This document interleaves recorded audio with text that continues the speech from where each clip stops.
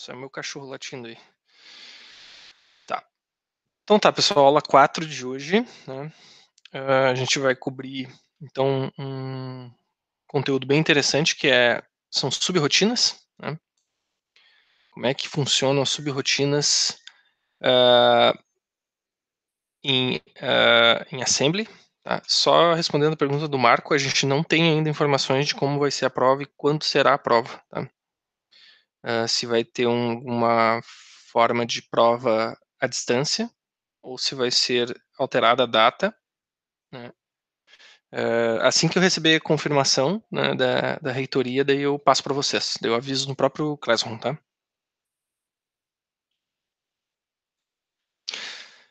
Vamos começar a aula de hoje. Eu vou apresentar para vocês aqui um exemplo de programa, tá? Que ele é similar àqueles programas que a gente faz, né, quando a gente começa a ter uma disciplina, participar de alguma disciplina de linguagem de programação. A gente sempre tem aquela mensagem que a gente utiliza a função de impressão, né, o print ou printf em C, né. Então, como é que a gente poderia ter um print de uma mensagem, por exemplo, como um hello world, né? Então, aqui é uma mensagem hello world. Esse seria o código assembly para fazer esse tipo de, uh, de teste, tá? Ou de execução. A gente tem uma seção .text, que é onde começa o nosso código, né? Como qualquer outro código assembly. Aqui eu tenho um LA, uma instrução de load address, registrador A0, estou carregando para dentro do registrador A0 um endereço da mensagem hello. Eu defini a mensagem hello aqui embaixo, dentro da seção dado, né, ponto data. Então, essa seção aqui, eu estou definindo, então, um endereço e um tipo específico. A gente tem trabalhado com o tipo word, né, que é a palavra. Agora, eu especifiquei um outro tipo, que é o ASCII-Z. Tá? ASCII-Z, ele vai me permitir definir uma mensagem em ASCII, né, utilizando códigos da tabela ASCII, entre aspas duplas. Né? Então, eu tenho aqui a mensagem Hello World, e no final eu tenho um /n, que é uma quebra de linha, ou seja, assim, a partir do momento que eu imprimir essa mensagem, eu vou ter uma quebra de linha. Tá?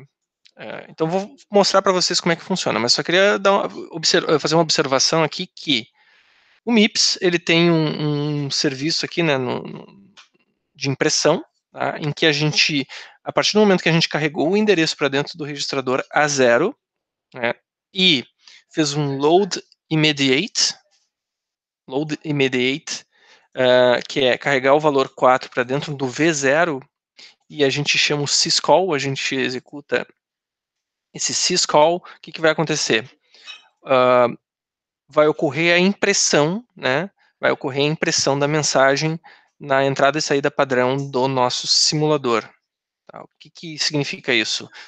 A partir do momento que eu passo o parâmetro 4 para o syscall, a chamada de sistema, vai fazer o quê? Ela vai pegar a informação, o endereço que está dentro do registrador A0, né?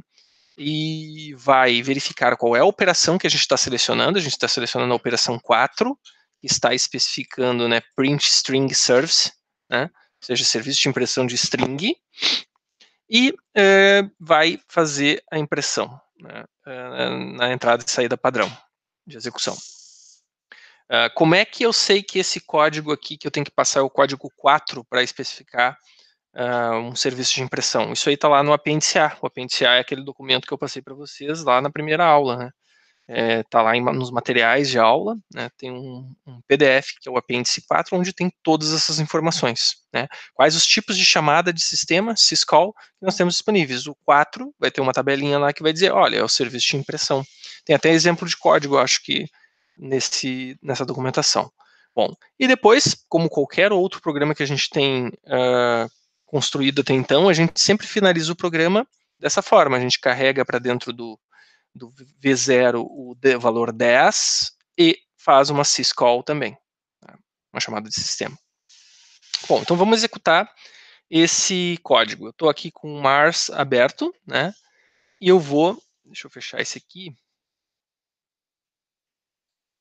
Eu estou com o mesmo programa hello, example world.asm, né, o mesmo código que eu mostrei lá, só que com zoom aqui, né, no Notepad++.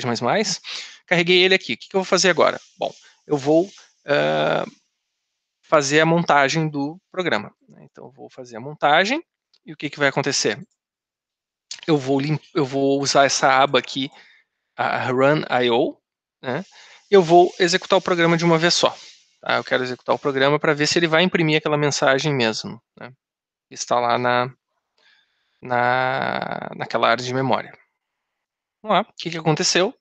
Aqui está o Hello World. Hello World aparece aqui, né, porque o meu programa executou exatamente esse serviço de impressão, né? Ele carregou o endereço para dentro, o endereço de hello para dentro de A0 e atribuiu ao registrador V0 o valor 4, né? E fez uma syscall. Quando ele fez essa syscall, essa mensagem foi impressa na tela e depois o programa finalizou por causa deste valor atribuído ao registrador V0 e uma syscall logo imediatamente, né, que caracteriza o fim do programa. O programa is finished running. Tá? Então, é assim que a gente consegue, né, imprimir algo na entrada-saída padrão aqui do nosso simulador. Tá? A gente precisa utilizar o serviço de impressão e passar um endereço, né, dentro do registrador A0 tem que ter um endereço de alguma informação que a gente tem interesse em imprimir. Show?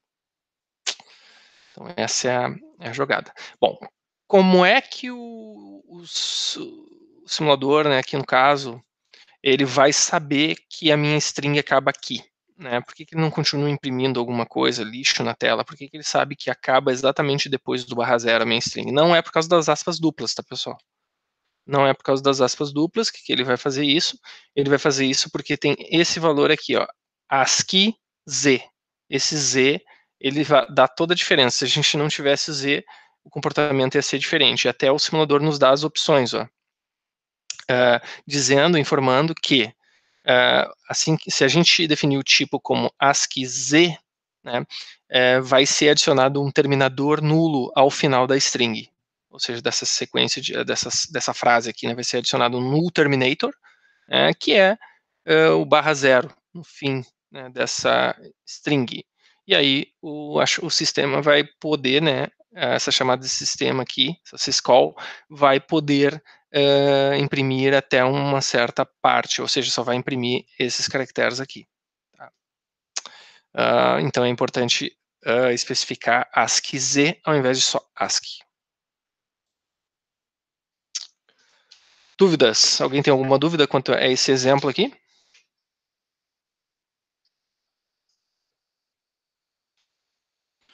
Então tá, se não tem dúvida, vamos começar o conteúdo, né, referente à aula 4. Tá? Switch Case em Assembly.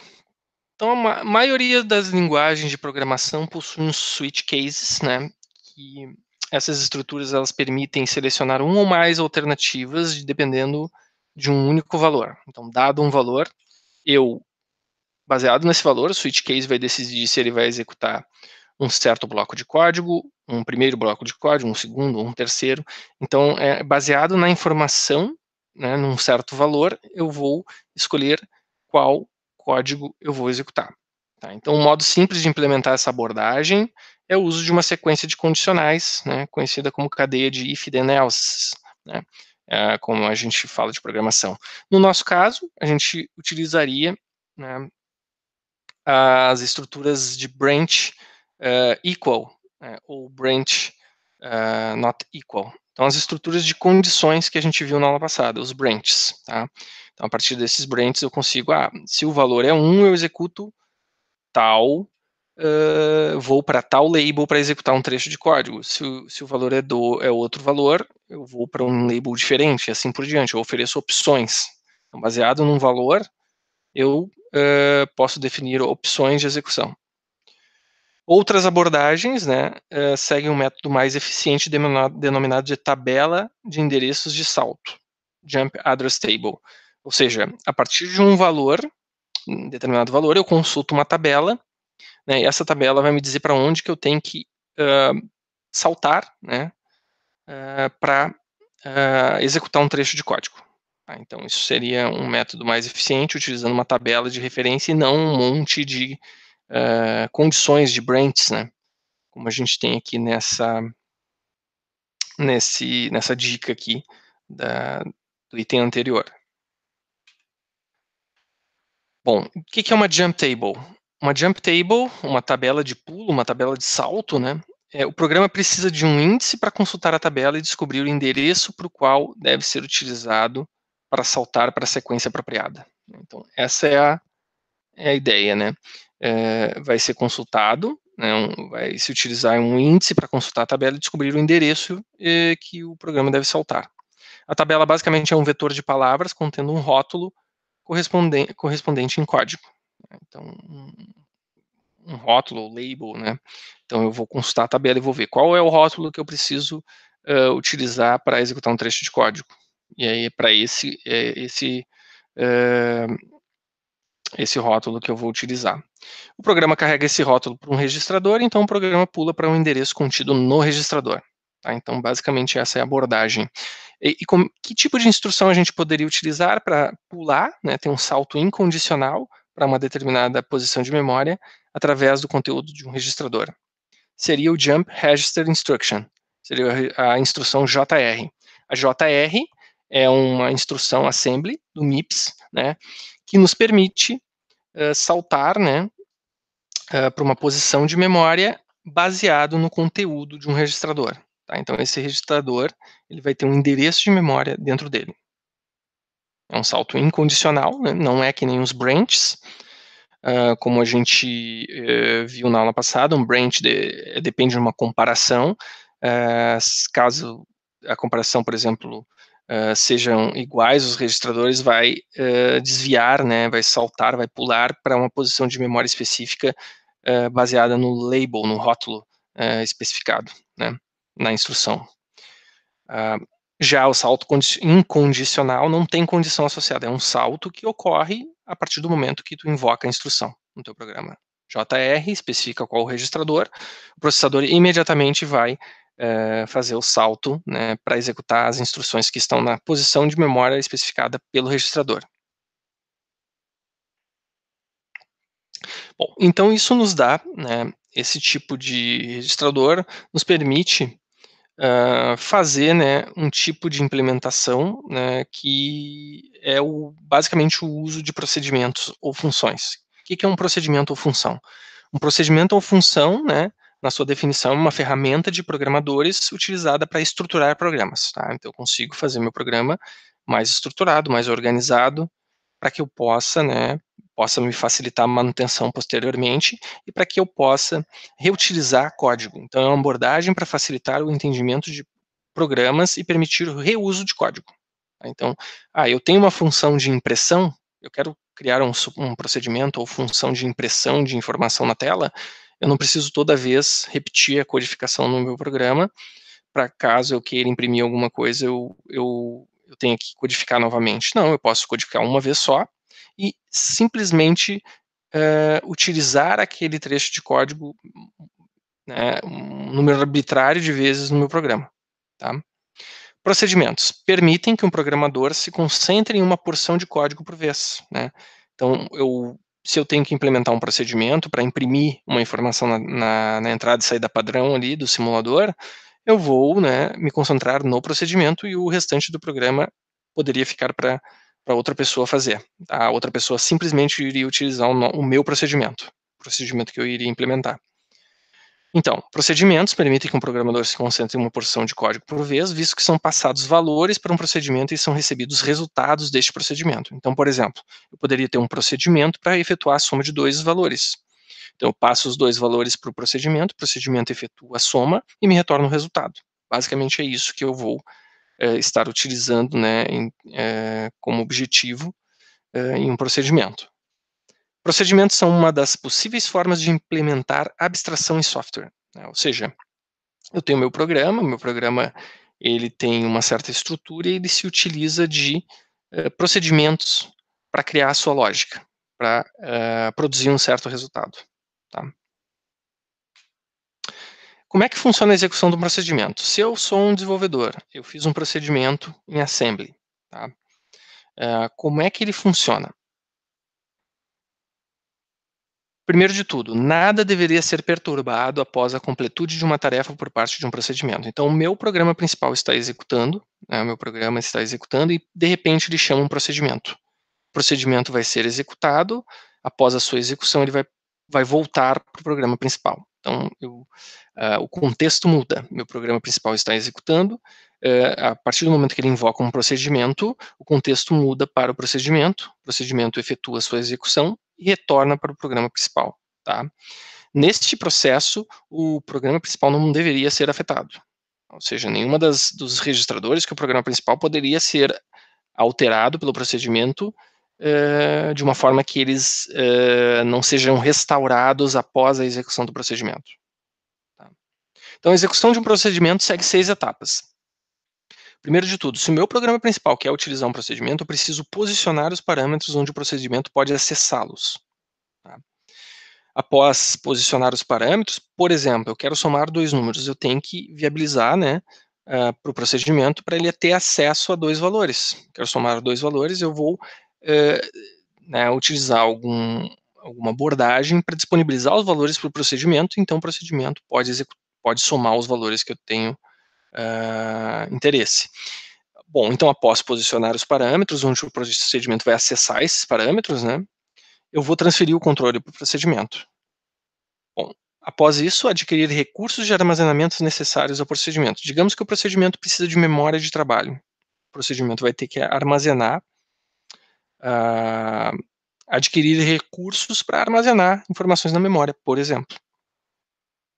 Bom, vai ter a execução da tarefa desejada, o procedimento vai executar a tarefa para a qual ele foi construído, né, elaborado, e depois vai colocar os resultados em um lugar onde o programa que o chamou, né, que chamou o procedimento, tem acesso. Então, se o procedimento recebeu 2 números, efetuou a soma de 2 números, o procedimento deve posicionar o resultado em algum lugar em que o programa principal possa acessar o resultado para continuar sua execução.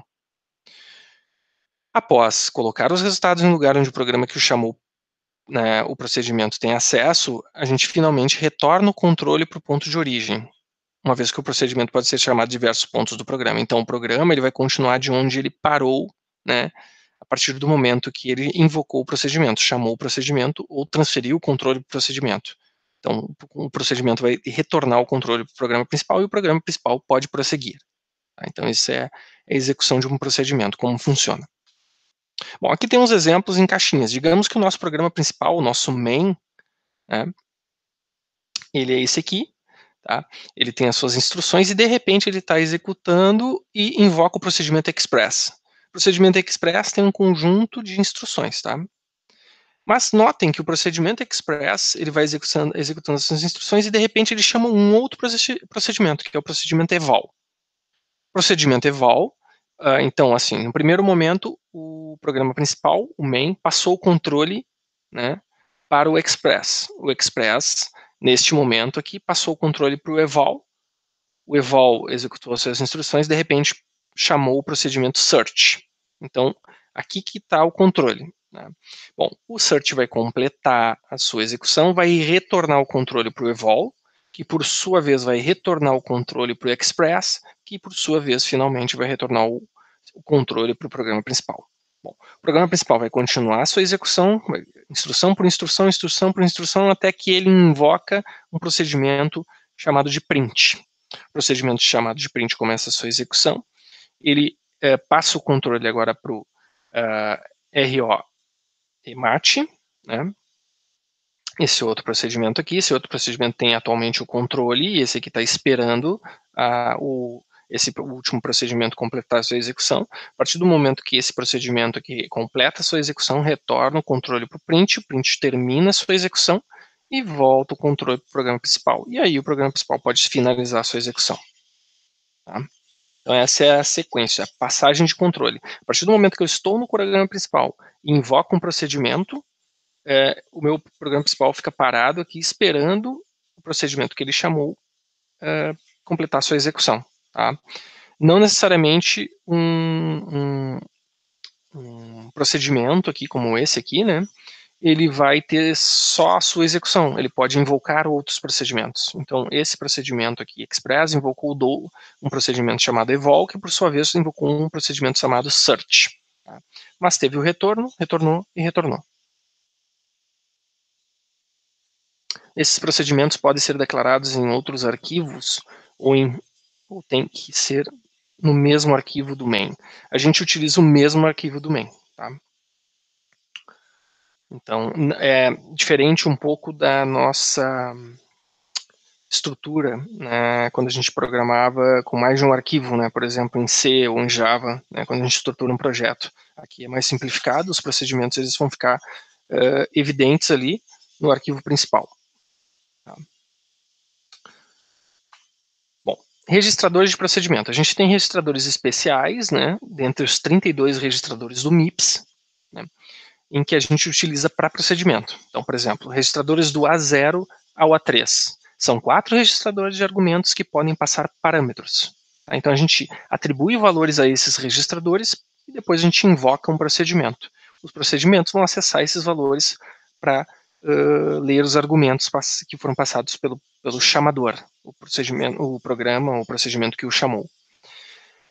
V0 a V1 são 2 registradores, né, para retornar valores. Tá? Então, estou retornando valores, o procedimento poderia atribuir um valor a esse registrador. E RA é um registrador especial, que é chamado de Return Address. É um registrador com endereço de retorno para o ponto de origem. Né? Então, se eu voltar para o slide anterior, esse programa aqui, esse procedimento Express, ele precisa saber para onde ele deve retornar. Então, ele vai utilizar o registrador RA. O registrador RA vai ter informação de quem invocou. Tá? Quem o invocou. Então, ele vai simplesmente executar uma instrução, né, que envolve o uso do registrador RA e vai voltar para o programa principal. Então, é isso que vai acontecer. O mesmo vai acontecer para esses outros e assim por diante.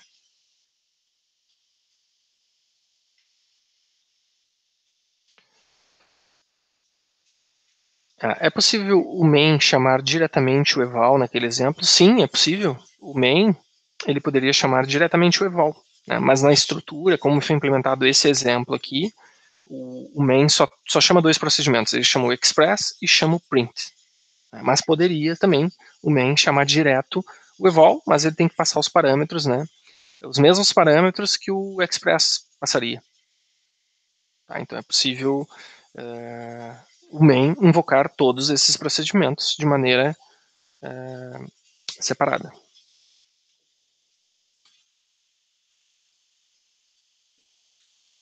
Instruções de procedimento. Então a gente tem aqui a linguagem assembly do MIPS, ela inclui instruções de procedimento, tá? E ela define um salto para um endereço e simultaneamente o salvamento do endereço da instrução seguinte no registrador RA, que é o registrador 31 do MIPS. Tá? Então, como é que funciona a instrução para que a gente possa executar uma subrotina? Bom, a gente utiliza a instrução JAL. JAL e o endereço do procedimento. Tá? O endereço do procedimento. Quando a gente executa isso no nosso programa principal, por exemplo, o conteúdo de RA é denominado de endereço de retorno, return address. Então, quando a gente executa isso, o endereço de retorno vai ser armazenado no registrador RA para a instrução que segue o JAL. Tá? Então, se eu tenho uma nova instrução aqui a ser executada, quando o meu procedimento devolver o contexto, ou controle, para o chamador, né, para esse programa que o chamou, a próxima instrução seguinte ao JAL vai ser executada. Então, é isso que vai acontecer. O endereço de retorno é necessário porque o mesmo procedimento pode ser chamado de várias partes do programa. Né? Então, para suportar essa situação, é possível utilizar uma instrução de Jump Register, ou JRRA, ou seja, essa instrução serve para voltar de um procedimento para quem o chamou. Tá? Devolver o controle para quem o chamou. Registradores de implementação da rotina. Bom, então o programa que executa, a gente vai dizer que é o chamador, tá? Caller. E ele coloca os parâmetros nos registradores de A0 a A3. E utiliza já o X para pular para o procedimento X denominado de callee. Tá? Então, o chamador e o procedimento que foi chamado ou invocado. Tá? Então, quem invoca o procedimento, o procedimento que foi invocado. Tá? Então, o procedimento, né, o callee, realiza e executa os cálculos e coloca em V0 e V1 os resultados, né, e retorna para o chamador utilizando o JRRA. Simplesmente isso. Para quem o chamou, ele, ele simplesmente utiliza a função JR$RA. Então, o RA, Return Address, vai ter o endereço de retorno para voltar para quem o chamou. Observação aqui, então. Sabendo que é um programa, né, para ser armazenado, para ser executado na memória ou dispositivo de armazenamento, existe a necessidade de manter o endereço da instrução atual sendo executada, conhecido como contador de programa ou program counter. Então, assim, no processador, a gente tem um registrador especial que não é acessível pelo conjunto de instruções, que é chamado de PC, Program Counter, né, o contador de programa. O contador de programa, no MIPS, né, ele é denominado de Instruction Address Register, tá? Ou registrador de endereço de instrução. Então, esse registrador, ele vai ter o endereço da instrução atual que está sendo executada. Então, a instrução JAL, o que a instrução JAL faz quando a gente utiliza ela no nosso programa? Ela salva o conteúdo do PC mais 4. O que é PC mais 4? A instrução seguinte ao JAL, no registrador $RA. Né? Para saber, né, a instrução a ser executada quando o programa retornar do procedimento. Né? Então, dessa forma, a gente consegue determinar, né, a instrução que foi que deveria ser executada após o retorno do procedimento. Então, automaticamente a instrução JAL, quando a gente executa ela, ela salva o conteúdo do contador de programa do processador no registrador $RA. O endereço atual, né, da instrução atual sendo executada, mais 4, ou seja, para avançar uma após ser retornado da subrotina, do procedimento. Recomendações quando possível, tá? Ao implementar uma rotina, primeiro preenche os registradores de argumentos, com os parâmetros que devem ser passados para a rotina, e antes de invocar o JAL. Então, primeiro a gente define os parâmetros que a gente quer passar para a nossa subrotina e depois a gente chama a instrução JAL. Na rotina, todo registrador que for utilizado deve ser armazenado na pilha juntamente com o registrador de endereço de retorno. O que significa isso, tá? Quando a gente utiliza registradores, por exemplo, no meu programa principal eu estou utilizando os registradores $S1 e $S2, tá, digamos. E quando eu chamo a minha subrotina vai utilizar os mesmos registradores. O que eu tenho que fazer imediatamente quando eu entro na minha subrotina? Eu tenho que fazer um backup das informações. Né? Eu tenho que salvar o registrador $S1 e $S2 na memória, utilizar eles da maneira que eu quero, e ao final, na subrotina, antes de retornar para o programa principal, eu preciso restaurar o conteúdo que eles tinham quando eu comecei a executar minha subrotina. Então, eu restauro os valores, eu preservo os valores.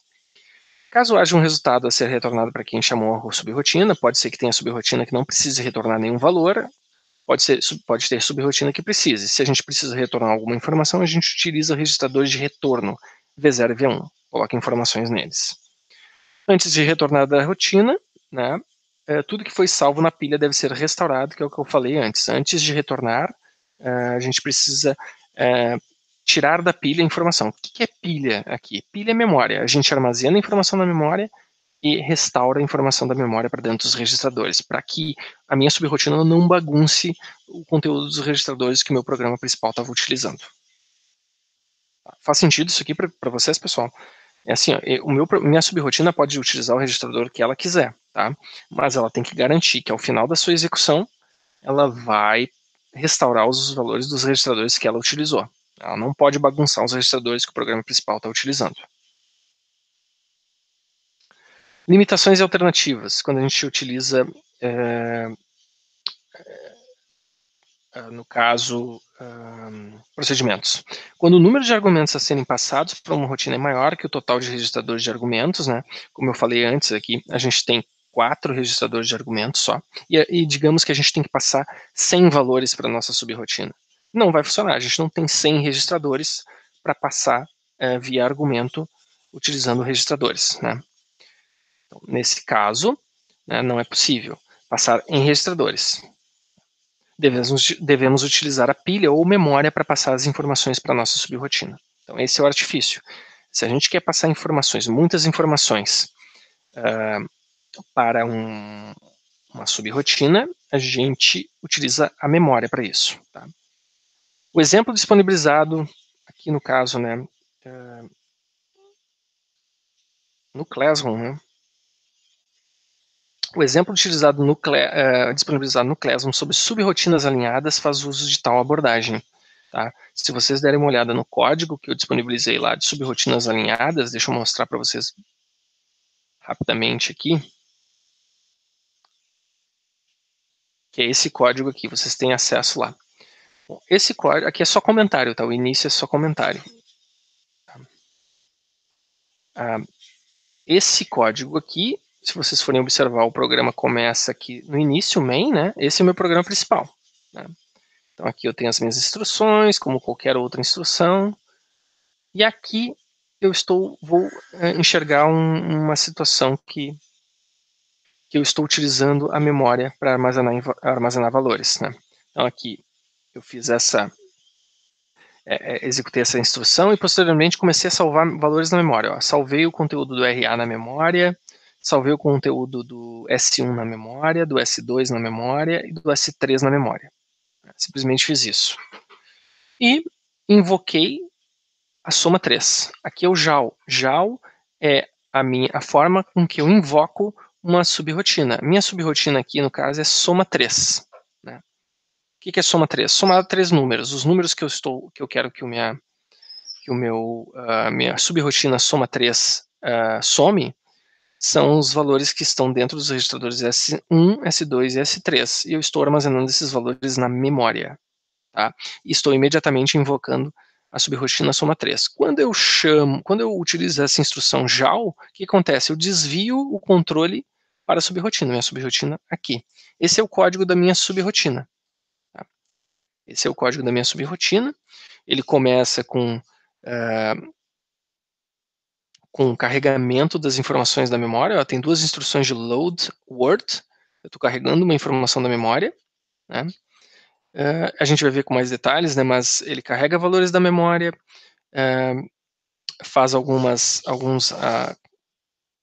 executa algumas instruções, assim por diante. Tá? Aqui vocês vão verificar que tem duas vezes uma nova subrotina sendo chamada. Né? Então, dentro da subrotina soma 3, eu tenho uma chamada aqui de uma subrotina soma. Né? E a soma está aqui embaixo. A soma somente efetua a soma de 2 valores, simplesmente isso. Né? Então, eu tenho numa soma 3, que é uma subrotina, a invocação de uma soma, e novamente a invocação da mesma soma, tá? Que é a última subrotina aqui. Tá? Após concluir toda a execução da soma 3, né, que é essa subrotina, ele retorna para o programa principal, JRRA. Então, a próxima instrução a ser executada vai ser aqui, a próxima instrução após a invocação da subrotina, do JAL, que seria essa aqui. Tá? Então, essa é uma estrutura de um programa, né, um programa em assembly que invoca uma subrotina. Né? A instrução para invocar uma subrotina é a instrução JAL. Ela está fazendo aqui. Tá? Por sua vez, JAL chama uma outra subrotina denominada de soma, né? Volta e continua executando, chama novamente, volta, continua executando. A implementação de soma está aqui. Simplesmente uma subrotina que soma 2 valores. Ela recebe 2 valores via a carrega da memória, 2 valores, soma esses valores e depois armazena de volta na memória. Armazena de volta na memória. E retorna. Tá? Então, aqui são alguns exemplos aqui de uso de subrrotinas num programa assembly.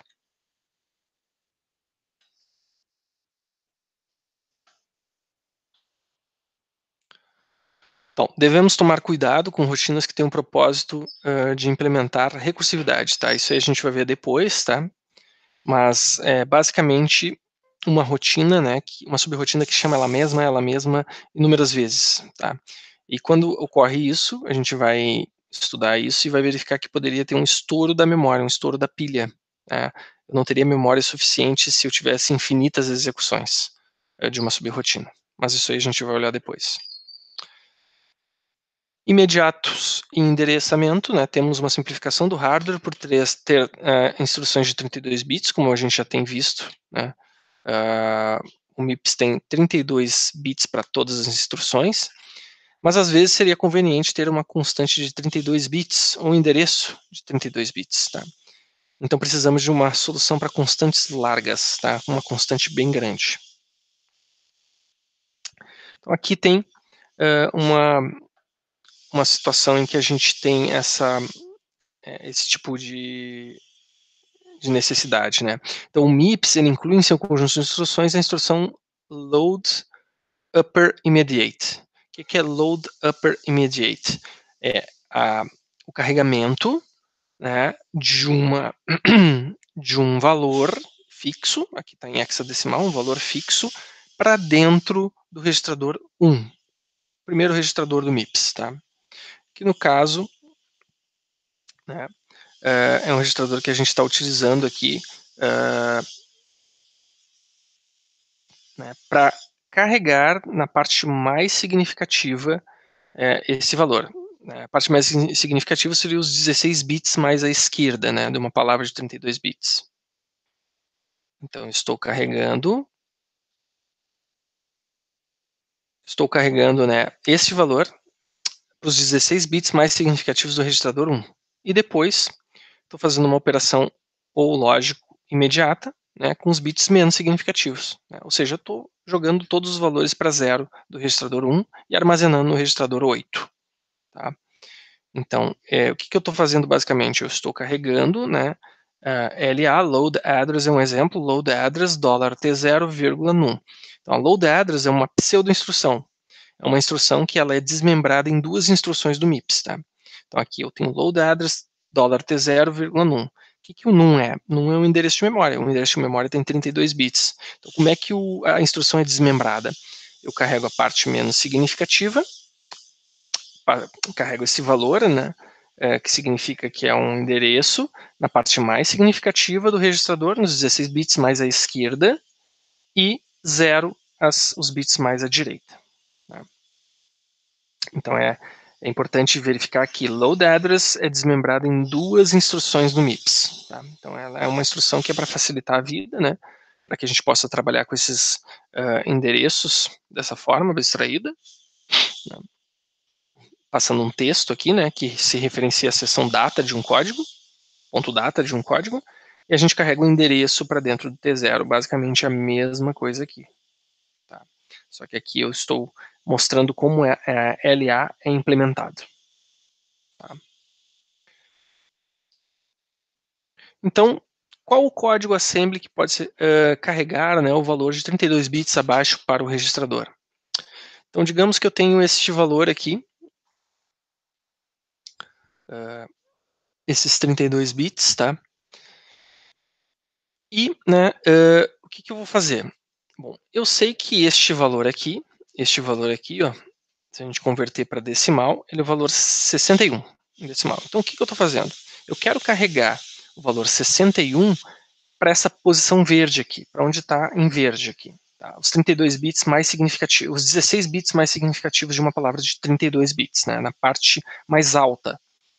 Então, o que eu vou fazer? Eu vou simplesmente fazer um load upper immediate, né?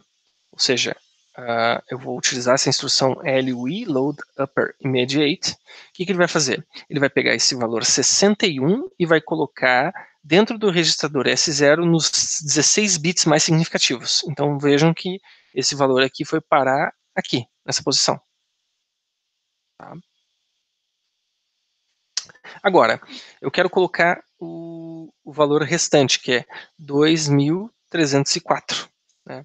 Que corresponde a este valor aqui, ó, este valor aqui.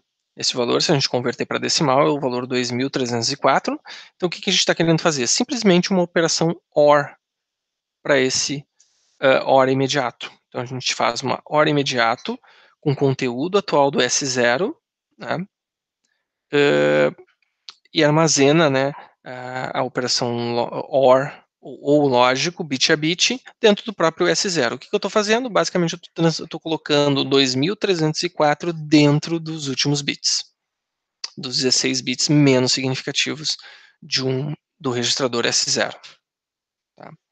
Então, load upper immediate serve para colocar um número na parte mais alta de um registrador, nos 16 bits mais significativos de um registrador, e eu utilizo ORI, ou lógico imediato, né, com um valor específico para carregar os valores restantes, tá, nas posições menos significativas.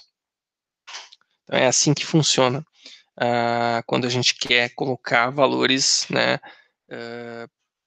numa certa parte, na parte alta ou na parte baixa de uma palavra de 32 bits.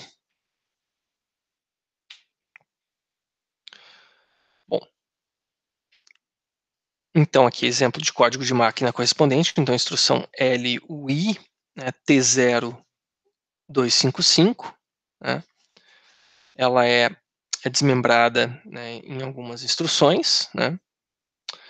Eu tenho opcode, eu tenho registrador, né, que eu tenho de destino e a informação especificamente, né. Então aqui é um exemplo de situação. Então, quando eu executo essa instrução, o que eu estou fazendo? Eu estou colocando esse valor aqui, né, esse 255 em binário, os 16 bits na parte mais alta, né, do meu registrador T0, e essa parte aqui fica zerada, a parte menos significativa fica zerada do registrador T0. Tá? O registrador T0, né, lembrando, ele é o registrador 8, então por isso que eu tenho aqui o valor 8 especificado. Ó. É 0, 1, 2, 3. Quanto é que é 2 na 3? 8. É por isso que eu boto o número 8 em binário aqui, para especificar qual registrador que eu tenho interesse em colocar a informação que está aqui, né, imediato, valor imediato, para dentro da parte mais significativa do registrador T0. Tá? E a parte menos significativa vai ser preenchida com zeros.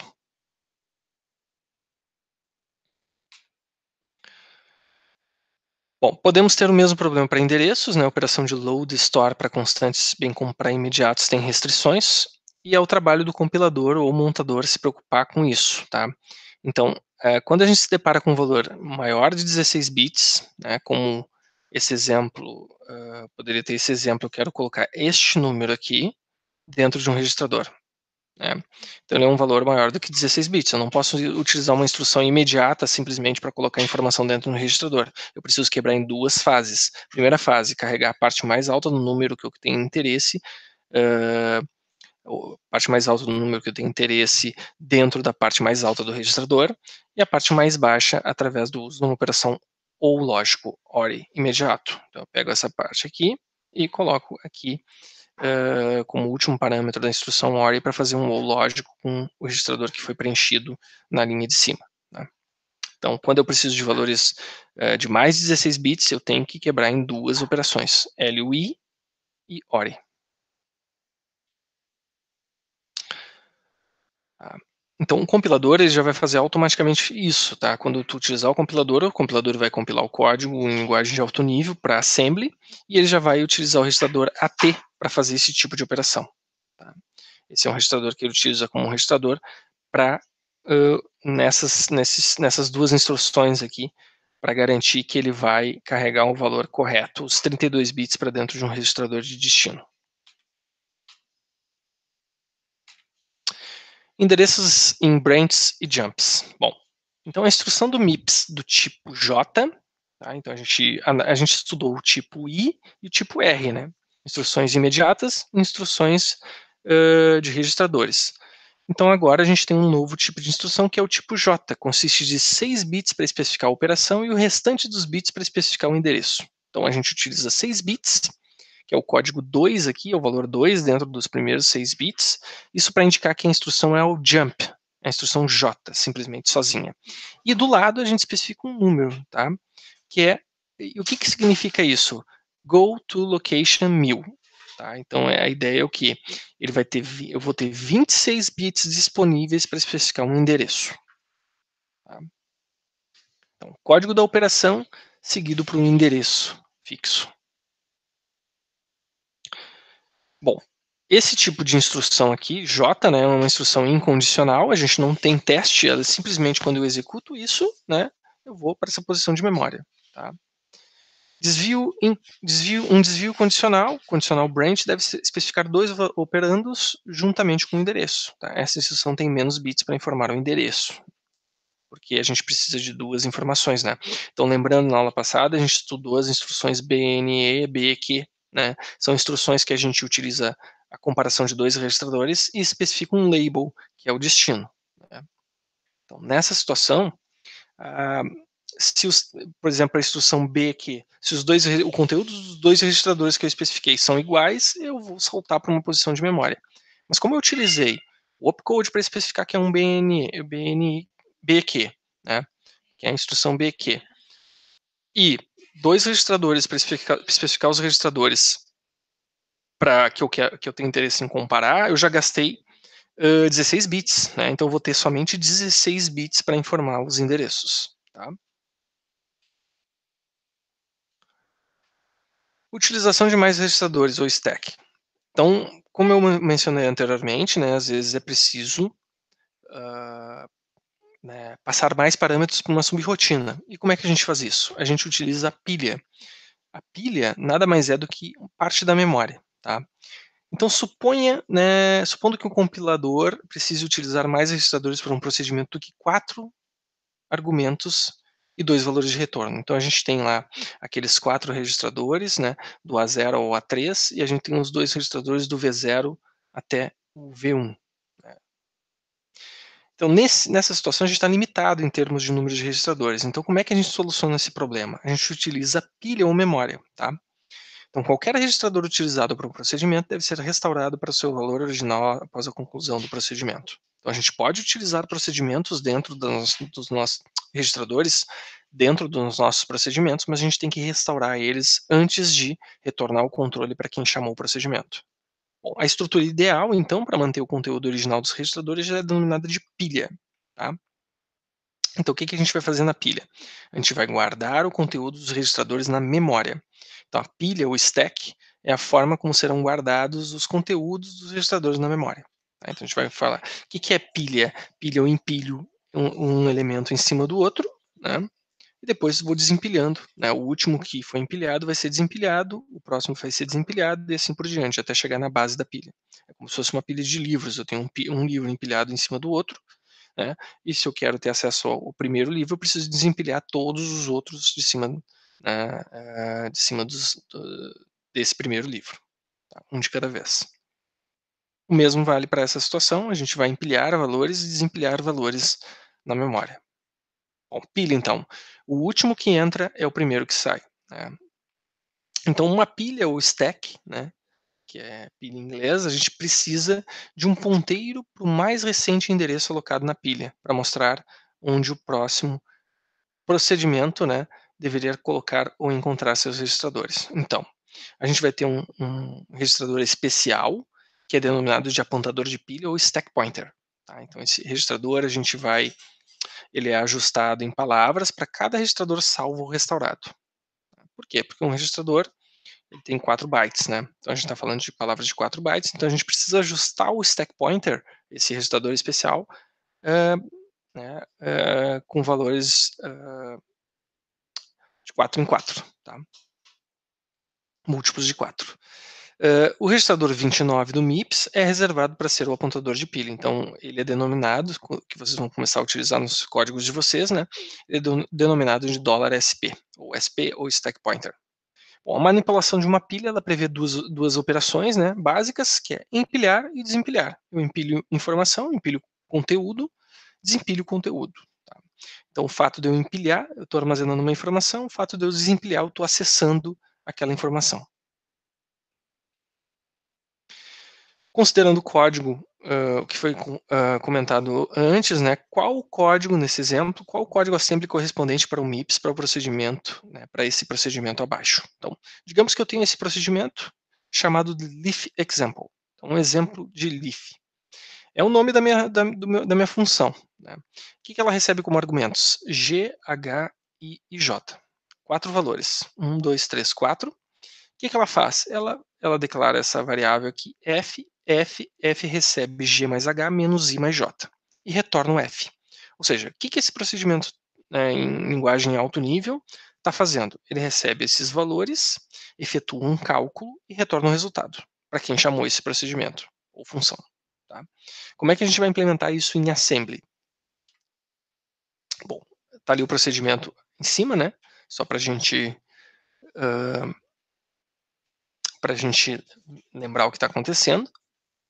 Tá? As variáveis de parâmetro, né, G, H e J, né, correspondem aos registradores de argumento A0, A1, A2 e A3. Digamos que o meu programa principal preencheu, né, os registradores A0, A1, A2 e A3, e eles correspondem aos registradores G, H e J. Tá? Então, essa parte de passagem de parâmetros já está pronta. E a variável F, né, vai ser a S0, o registrador S0. Bom, o registrador S0 ele pode estar sendo utilizado no meu programa principal. Então, se ele pode estar sendo utilizado no meu programa principal, eu preciso preservar o valor dele dentro da subrrotina. Então, aqui começa a minha subrrotina, leaf example, 2 pontos.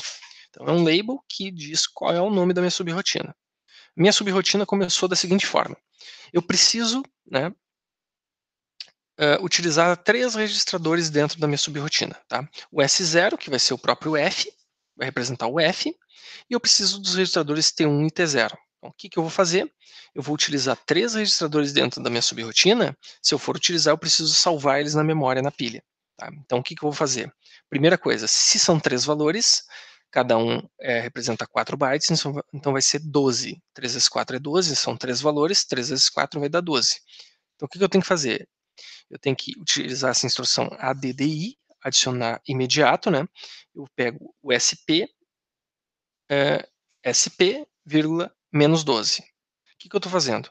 Eu estou subtraindo 12, o valor 12 do registrador SP e armazenando nele mesmo.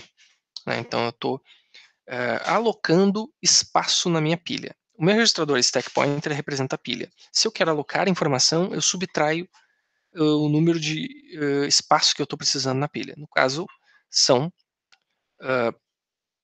12 bytes, né? 12 bytes.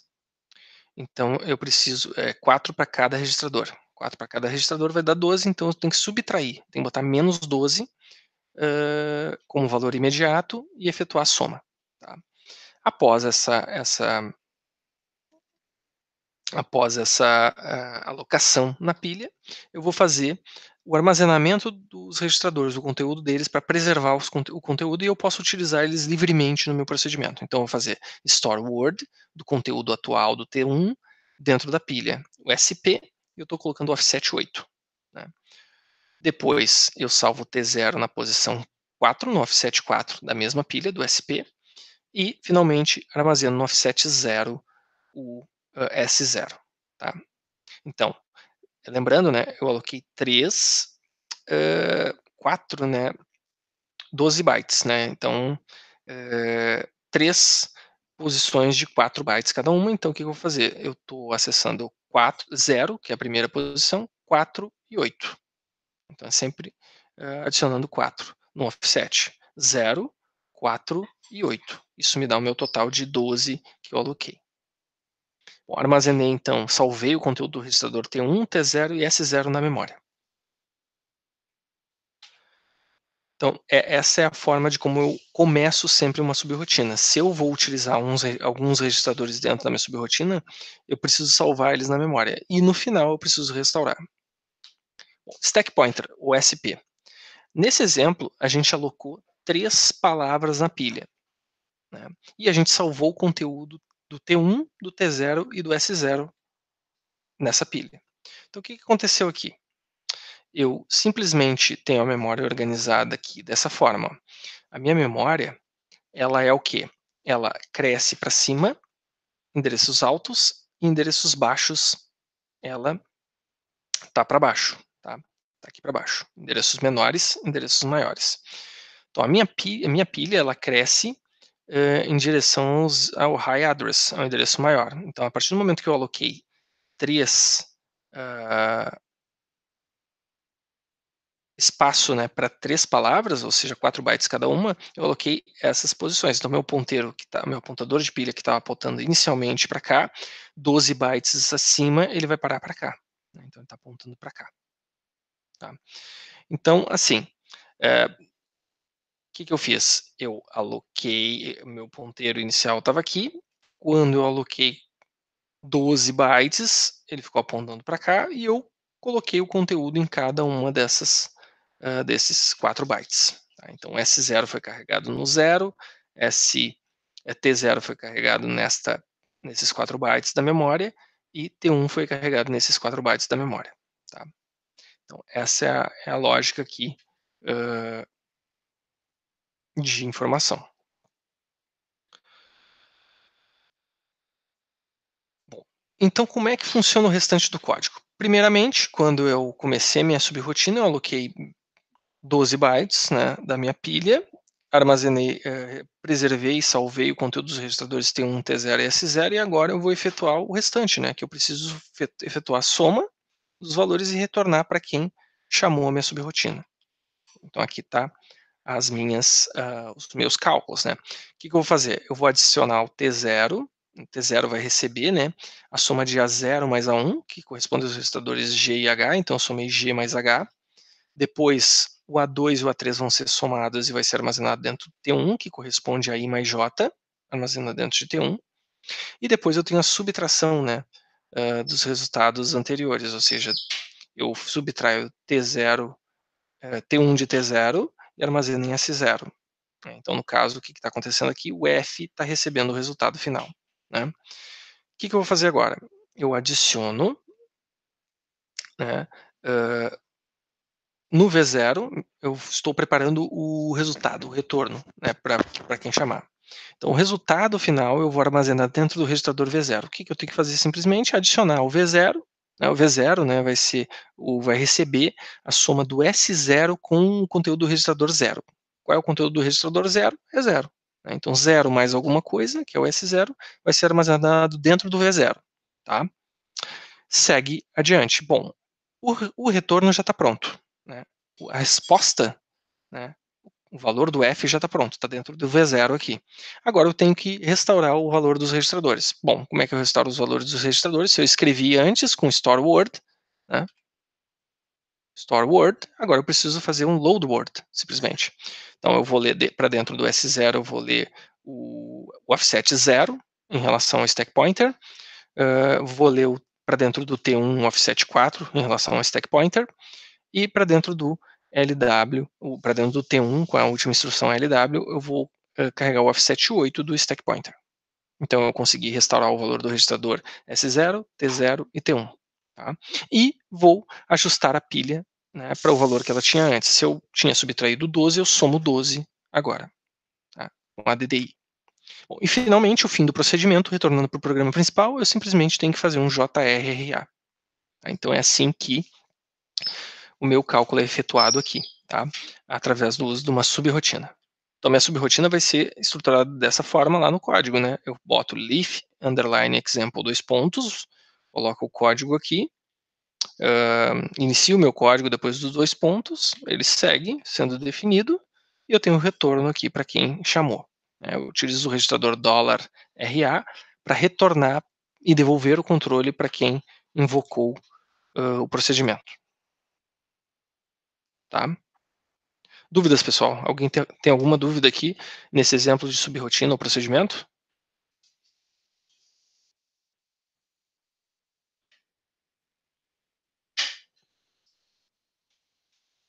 Sem dúvidas? Então tá.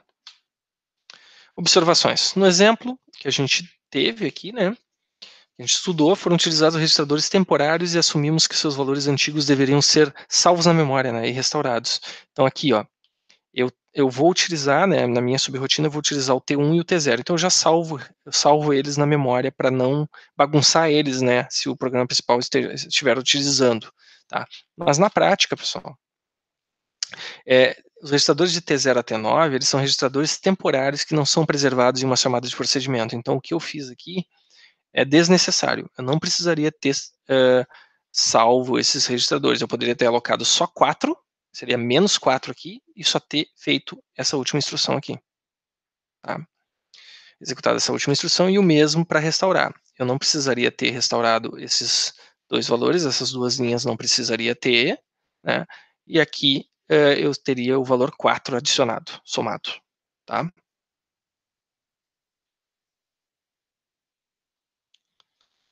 Então, para isso que serve. Então, registradores temporários, eles não são preservados em uma chamada de procedimento. Agora, S0 a S7 são registradores que devem ser preservados em uma chamada de procedimento. Então, naquele caso, esse registrador aqui tem que ser preservado, ou seja, eu tenho que salvar, quando começa a execução da minha subrrotina, eu salvo a informação na pilha e no final, quando eu termino de efetuar todos os cálculos, eu restauro a informação.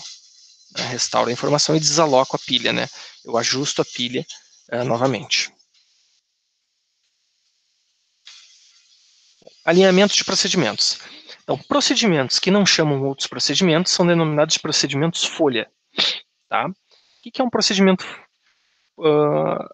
folha? Um procedimento que não chama outro. Tá? Naquele exemplo que eu passei anteriormente para vocês, nesse slide aqui, eu posso dizer que o procedimento express, ele é um procedimento não folha, porque ele chama outro procedimento. Agora, o procedimento search, ele é um procedimento que é folha, ele não chama nenhum outro procedimento. Então, ele pode ser considerado folha, esse outro procedimento pode ser considerado folha, o print é um procedimento não folha. Tá? E o eval é um procedimento não folha também, porque ele chama outro procedimento. Tá? O programa principal não a gente não precisa definir esse tipo de, utilizar esse tipo de definição, somente para procedimentos, tá?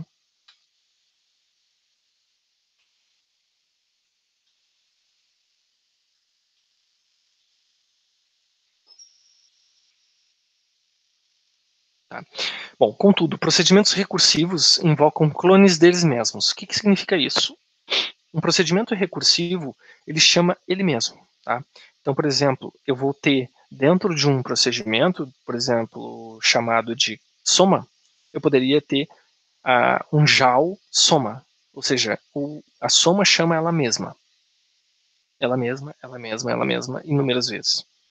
Então, nesse caso, a gente deve tomar cuidado quando utilizamos registradores em procedimentos que não são do tipo folha.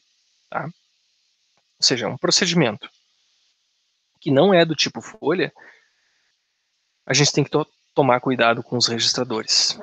Tá? Exemplo de problema. Então, digamos que um programa principal passa como argumento o valor 3 no registrador $A. Tá? E ao invocar um procedimento JAL A, chamei esse procedimento aqui, o procedimento A passa como argumento o valor 7 no registrador A0. Ao invocar o procedimento B com JAL B, né, nessa situação. Bom, o procedimento A não finalizou ainda a sua execução quando ele chamou o procedimento B. Né? Então temos um conflito no uso do registrador A0. Olha só, o registrador A0 tinha no primeiro momento o valor A0. O registrador A0 tinha um valor, no primeiro momento, tinha um valor 3. Né? Dentro do procedimento A, o valor 3 foi perdido, né? De dentro do A0, porque o próprio procedimento A escreveu o valor 7 por cima, ao invocar imediatamente antes de chamar o procedimento B. Então, nesse caso, vai ser, se o procedimento A precisar daquele valor 3 que estaria dentro do A0 após retornar já ao B, do procedimento B, ele não teria mais valor. Tá? Então, além disso, além de registradores que a gente utiliza dentro dos procedimentos, a gente também tem um conflito no uso do registrador return address. Então, return address é um registrador que tem que se tomar cuidado quando a gente tem procedimentos não folha. Tá? A gente tem que preservar, salvar o conteúdo do registrador RA, que é o return address, antes de chamar uma subrotina, para que a gente possa, né, restaurar o valor e retornar para quem nos chamou. Né, o procedimento retornar para quem o chamou. Bom, lidando com o problema. Então a gente precisa adotar etapas para prevenir esse problema. A gente deve preservar alguns registradores na pilha, né? Então a gente invoca o invocador de procedimento, aqui estão os passos. O invocador de procedimento deve preservar registradores e argumento ou registradores temporários que são necessários após a chamada. O procedimento chamado preserva o endereço de retorno e os registradores de S0 a S7, ou seja, os registradores, os temporários não precisam ser preservados, mas é preciso preservar o return address dentro do procedimento, né? E os registradores de S0 a S7, caso ele utilize algum. O apontador de programa é ajustado para contabilizar o número de registradores da pilha, né? E ao final, o registrador de retorno e outros registradores são restaurados na memória e o SP é reajustado. Tá? Então, essa é a abordagem, né, para que a gente possa trabalhar, né, com procedimentos não folha. Exemplo. Esse exemplo é o exemplo do cálculo de um fatorial, né? Lembrando o que é o fatorial de um número, né? Um fatorial de um número, ele é, por exemplo, do número 3, é 3 vezes 2 vezes 1. O fatorial de 5 é 5 vezes 4 vezes 3 vezes 2 vezes 1. E assim por diante. Então tem esse padrão. Aqui tem um exemplo de código C, né? Que que implementa uma recursão, né, para calcular o fatorial. O que ele faz basicamente? Ó, esse procedimento sendo invocado, essa função sendo invocada, ela recebe um número, que é um número para calcular o fatorial. Né? Se o número é menor do que 1, retorna 0. Por quê? Porque o fatorial de 0 é 1. Então, ele já retorna o valor como 1 como resultado. Então, se eu chamo a função fatorial em um código, C, por exemplo, passando o valor 1, 0, por exemplo, né, o meu teste vai dar verdadeiro e eu vou retornar o valor 1. Se não, ele retorna o quê? O valor que foi informado vezes fatorial de n menos 1. Ou seja, se for passado o valor 2, o que vai acontecer? Eu vou cair nesse else aqui, né? Porque 2 não é menor do que 1. Né, então vai dar else. Ele vai fazer o quê? Vai retornar 2 vezes a invocação do mesmo método, passando 2 menos 1. Então vai ser 2 vezes fact de 1. E fact de 1 eu vou chamar 1 vezes fact de 0. E fact de 0 vai retornar 1. E aí aqui acaba a minha recursão. Minha recursão acaba quando essa é a condição de parada, quando a minha função é chamada, ele não existe a recursão quando o valor é menor, o n passado como argumento é menor do que 1. Ele retorna 1. A recursão ocorre quando essa condição é falsa, ou seja, eu tenho o retorno de n vezes a própria função. Ela chamando ela mesma, só que passando o parâmetro menos 1. Tá? Então, como ela está decrementando aqui, a cada vez que chama a função fatorial, como está sendo decrementado o valor, em algum momento vai cair nessa condição de parada e vai parar a recursão e vai retornar o valor 1. Tá? Bom, como é que seria a implementação deste trecho de código recursivo, né, uma função recursiva, uma função que chama ela mesma, em assembly, para calcular o fatorial? Bom, vamos lá. O valor n, correspondente ao argumento, né, vai ser armazenado no registrador $0. Tá? Então, esse registrador $0 vai ter o valor n inicial. Digamos que o meu programa principal ele chama pela primeira vez o fatorial, fact. Tá?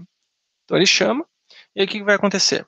Bom, assim que o meu fact começa a ser executado, ele já vai automaticamente, né, nas primeiras instruções, ele vai fazer o quê? Ele vai alocar 2 posições na pilha, ou seja, vai subtrair menos 8, vai subtrair 8, ou seja, ele está alocando 2 valores de 4 bytes na memória, e vai armazenar o conteúdo do $RA, que é o return address, dentro da posição do offset 4, e o A0, que é o valor que ele recebeu de parâmetro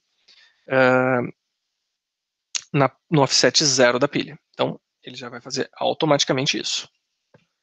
E aqui eu tenho uma comparação. Se n é maior ou igual a 1, é um desvio condicional para L1. Ou seja, se n é menor do que 1, acaba a recursão. Se n é maior ou igual a 1, eu vou para o else aqui, que seria esse trecho de código que está nessa função, né?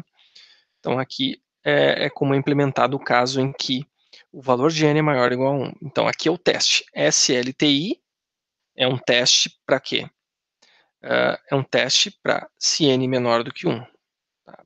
Então, o n está dentro do $0, né? E eu estou testando se é menor do que 1. O resultado vai para dentro do T0, tá? O resultado desse teste. E aí eu vou fazer um branch equal. Se o T0 é igual a 0, ou seja, o conteúdo de T0 é igual a 0, que é o registrador 0, né? Eu vou para L1. Tá? Ele vai simplesmente saltar para o L1.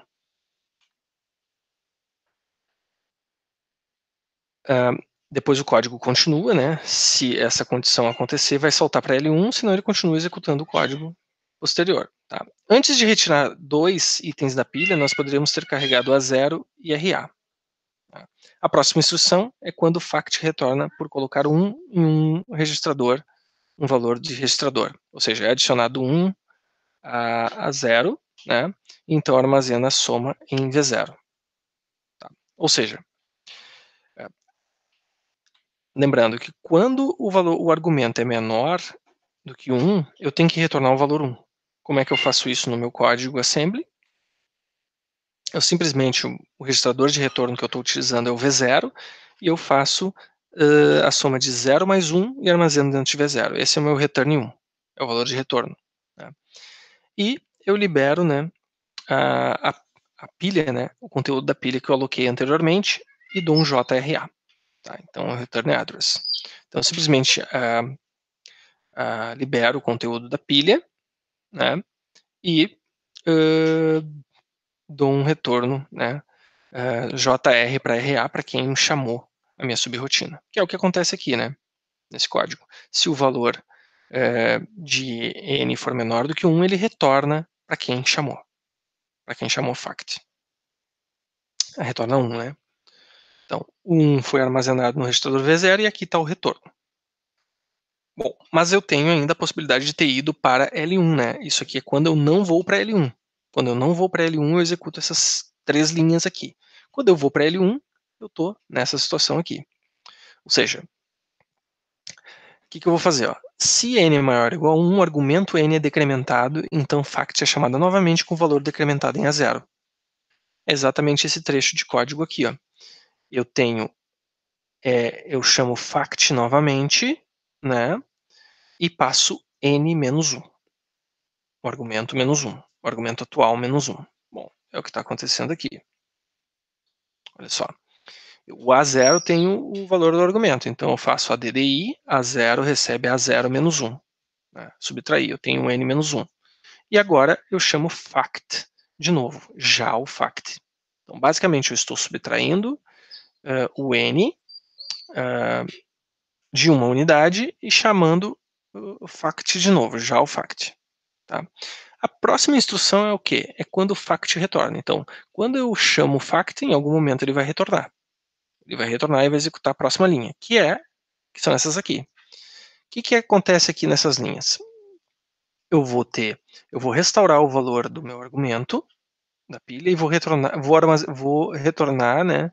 Vou armazenar, né? Vou restaurar o conteúdo do meu registrador de return address também, porque eu tinha armazenado inicialmente, né? Então eu posso restaurar os valores.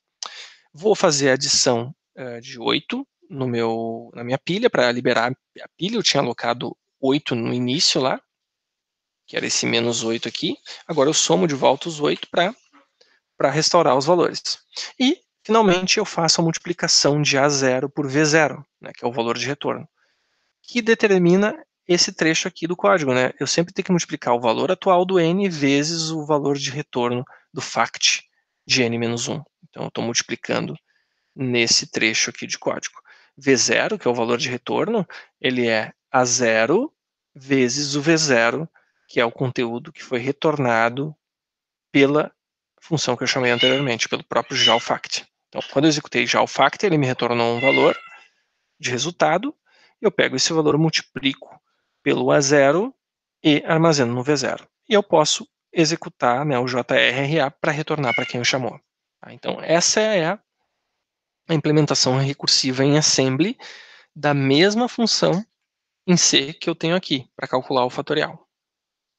Tá? Então, dentro do V0, né, eu vou ter o resultado final. Se vocês simularem, se vocês digitarem esse código e chamarem esse código do programa principal, né, isso aqui é só um procedimento, né, vocês vão ter que digitar esse procedimento e criar uma função para chamar esse procedimento. Aí vocês vão verificar que dentro do V0 vocês vão ter o resultado final. Ou seja, se o A0 no início dos tempos tivesse o valor 3, no final vocês vão ter o resultado de 3 vezes 2, que é 6. O V0 vai ter o valor 6, né? Porque é 3 vezes 2 vezes 1, que dá 6. Se o A0 tivesse, antes de invocar pela primeira vez a função fact, o valor 4, né, na resposta final, após a execução desse método, o V0 vai ter o valor 4 vezes 3 vezes 2 vezes 1. Tá? Então, esse é o nosso exemplo de código recursivo, tá? Ou seja, um procedimento que chama ele mesmo para calcular o fatorial de um número. Então, resumo aqui. O que é preservado através de procedimentos?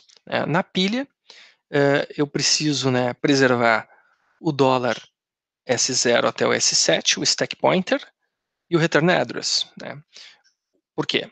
Porque o que é preservar o stack pointer? Se eu subtrair 8 dele no início, eu tenho que restaurar o valor 8 no final. Se eu subtrair 8, eu tenho que somar 8 no final. O return address eu preciso guardar na pilha também. Então eu preciso salvar ele, porque um procedimento não folha, ele precisa salvar o endereço de retorno para conseguir retornar, né, para quem o chamou. Né. E tenho aqui o return address, né, return value, return address, que é o RA, né, que ele precisa ser preservado também. Agora, os que não precisam ser preservados, $T0 a T9, argumentos de A0 a 3 e valor de retorno de V0 a V1. Tá? Isso aí só para resumir. Dúvidas, pessoal?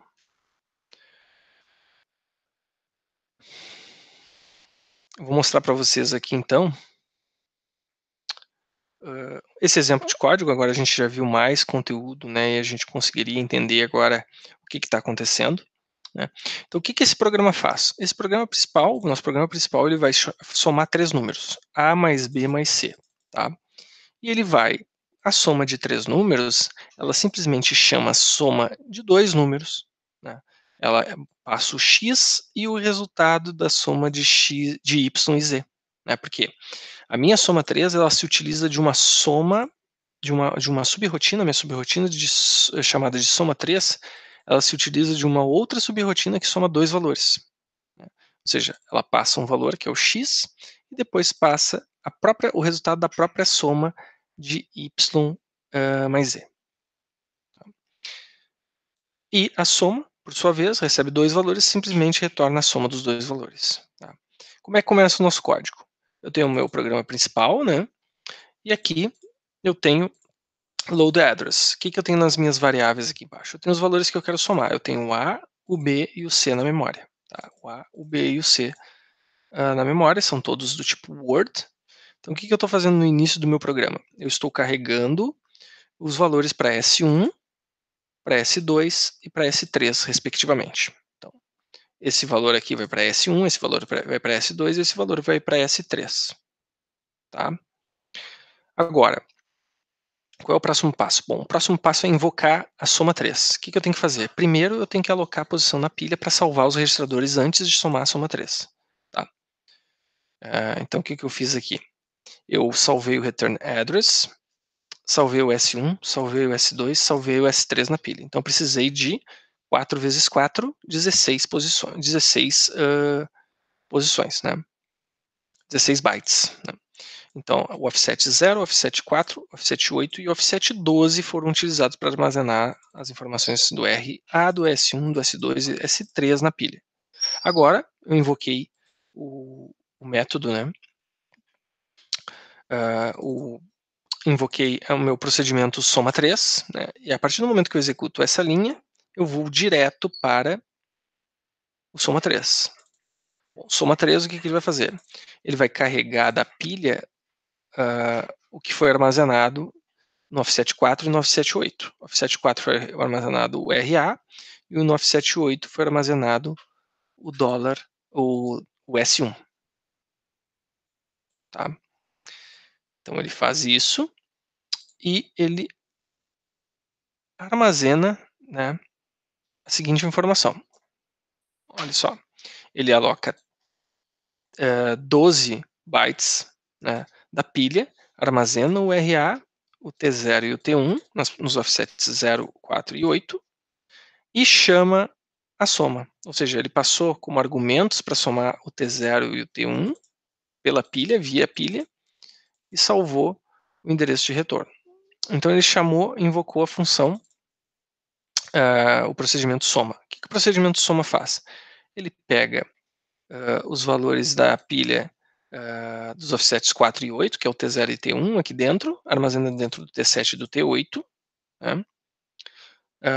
E efetua a soma dos dois valores, armazena dentro de T7, e armazena o resultado no offset 4. Tá? Então, ele simplesmente escreveu o resultado no offset 4 e retornou para quem chamou. Tá? Bom, a partir do momento que ele retornou, eu estou aqui, né?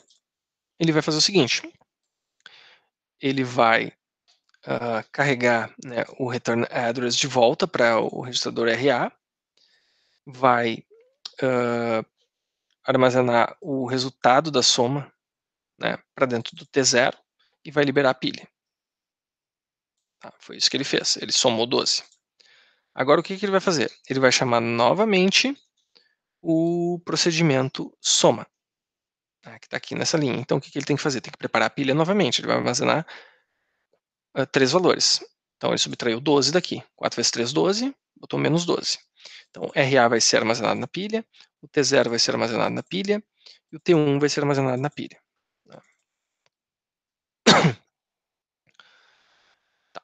Daí o que ele vai fazer? Ele vai chamar a subrotina. Bom, quando ele chama a subrotina vai fazer a mesma coisa, vai ler dois valores dos offset 4 e 8, né, que foram os T0 e T1 que foram passados, foram armazenados nas posições 4 e 8, nos offsets 4 e 8 em relação ao stack pointer, vão ser carregados os dois valores, e vai ser efetuada a soma, e o resultado vai ser armazenado no offset 4, e vai ser retornado. Bom, aqui o que vai acontecer? Ele vai pegar após a execução do procedimento, vai voltar para cá, ele vai carregar o return address, vai carregar o T0, para dentro do T0 o resultado da soma, né? Vai liberar a pilha, vai armazenar o conteúdo de T0 no offset 4 do stack pointer e vai retornar para o programa principal que o chamou. Tá? Lá no programa principal, aqui o que vai acontecer? Ele vai pegar e carregar o resultado da resposta para dentro de S4 e o return address vai ser carregado e a pilha vai ser liberada. Tá? Foi alocado 16 bytes aqui, foi liberado 16 bytes aqui embaixo. E o fim do programa como qualquer outro programa. Tá? Então, nesse programa aqui, se preocupou, né, toda vez que chamava uma subrotina, os valores de retorno eram armazenados juntamente com os registradores. Tá? Os resultados aqui, um pouco diferente do que a gente viu, o resultado não foi retornado dentro do V0, por exemplo. Ele foi armazenado direto na memória num offset. Então, foi somado os dois valores e armazenado na memória o resultado. É uma forma de retornar um resultado para o programa, para a função que foi o chamador, né? Mas também é possível retornar o resultado dentro da própria memória. Armazenando dentro de uma própria posição de memória, eu armazeno o resultado para que o chamador acesse esse resultado, que está aqui nessa situação. O T0 carregando o resultado do que foi calculado dentro da soma. Dúvidas, pessoal?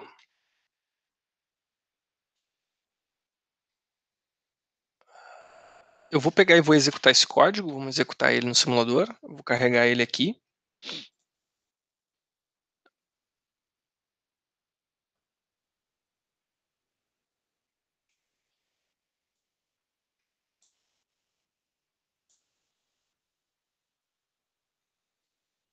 Então aqui está o meu código, é aquele mesmo código, tá? E o resultado final vai ter que estar dentro do registrador S4. S4 vai ter o resultado final. Tá? Então vamos olhar, o S4 está aqui no nosso simulador, ele está aqui numa listado, né? E aqui está o conteúdo dele, o valor. Vamos ver aqui a execução.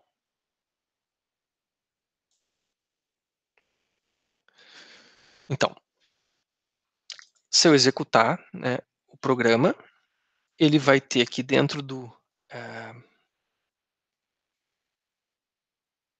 os valores, eu vou deixar em hexadecimal também, dentro do S4, que está aqui, eu vou ter o resultado que é AABBCC. Né? O que é o AABBCC? É a soma desta linha com esta linha com esta linha. O valor A com o valor B com o valor C, através da utilização de subrotinas. Tá? Então, com isso a gente chega ao fim do conteúdo da aula 4. Tá? Dúvidas?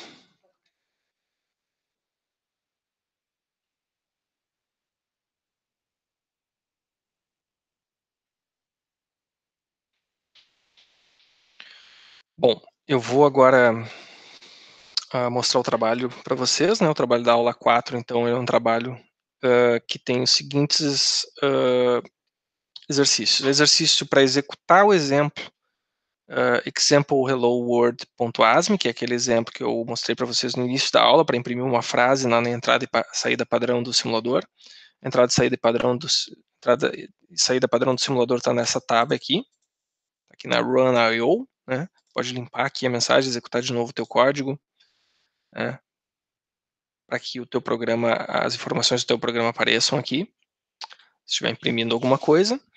Depois, analisar o código fornecido para o cálculo de uma sequência de Fibonacci e explicar o que segue. Então, tem que explicar tudo o que está aqui para o código da sequência de Fibonacci que eu coloquei também nos materiais de aula. Né? Então, a sequência de Fibonacci é essa aqui, e esse aqui é o código para calcular a sequência e imprimir na tela os resultados. Se eu executar esse código aqui, vocês vão ver no run.io, vocês vão ver aqui, na entrada e saída padrão, o resultado final, que é a sequência de Fibonacci. Na sequência de Fibonacci, sempre um número é a soma dos dois antecessores. Então, 2 é a soma de 1 mais 1, 3 é a soma de 2 mais 1, 5 é a soma de 3 mais 2, 8 é a soma de 5 mais 3, e assim por diante. Isso é a sequência de Fibonacci, e esse código assembly aqui, ele faz o cálculo da sequência de Fibonacci até certa quantidade de números, né? Ele não vai calcular todos os números da sequência. Tá? Depois, escreva um programa em assembly que faça o mesmo que o programa em C abaixo. O que esse programa tem? Ele tem um vetor de 5 posições na memória.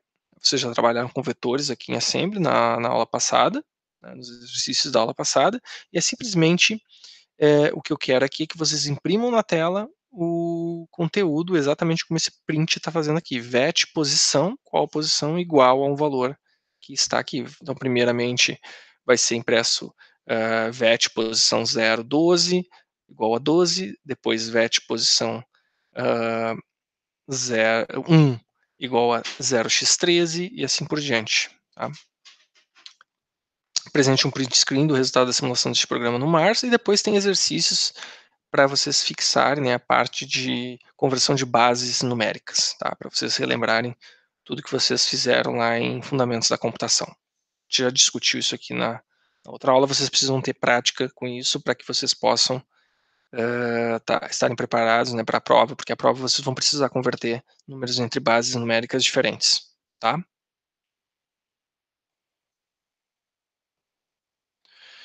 Então tá, pessoal, isso dá o fim à aula, vou terminar aqui.